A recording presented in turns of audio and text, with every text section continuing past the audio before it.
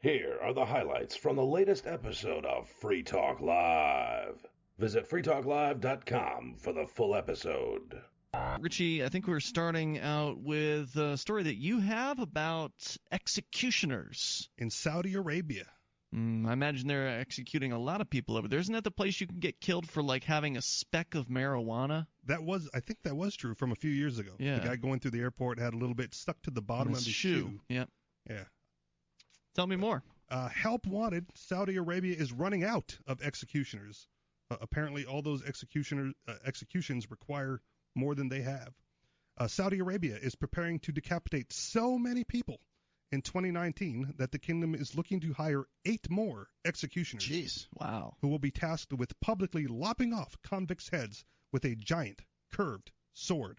I am glad to hear that they're having a difficult time finding people for this job, in the same way that many police departments in the United States are having a tough time finding new recruits. Absolutely. I long for the day that Saudi Arabia adopts European values and uses a straight sword to lop people's heads off.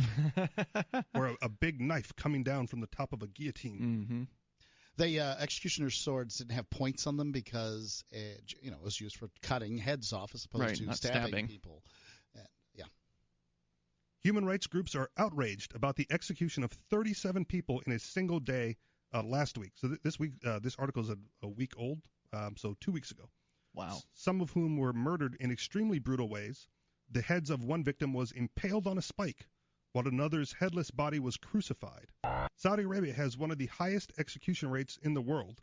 Suspects can be put to death after being convicted of terrorism, homicide, rape, armed robbery, and drug trafficking. Executioners use a sword known as the sultan to remove the condemned man's head from his neck. Public executions typically take place around 9 a.m. after the convict is led into the public square. Crowds often cheer as the man is killed. Oh, I'm sure. And that's probably why it's unlikely to stop anytime soon, because it's a spectacle. People like it. People like it. They're bloodlust. I'm sure that would be true in many societies, probably most. Yeah. I'm wondering if anybody listening to the show tonight wants to bring back public executions.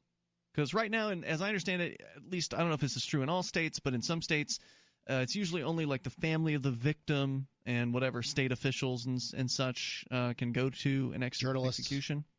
Journalists? Okay. Yeah. You could end up in one if you wanted to. You mean as the victim, or no? Well, that's certainly a possibility. Or the perpetrator. If you're you saying wanted. I could go see an execution if I wanted to as a journalist? Talk about it. Yeah. Well, not in New Hampshire, because there's only one guy on death row here, and who knows when they're going to put him to death.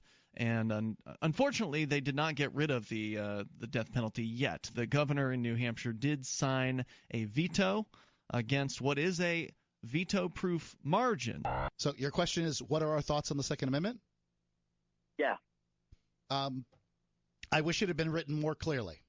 Like, apparently, shall not be infringed is not good enough to prevent 20,000 laws on the books in the United States that infringe gun ownership.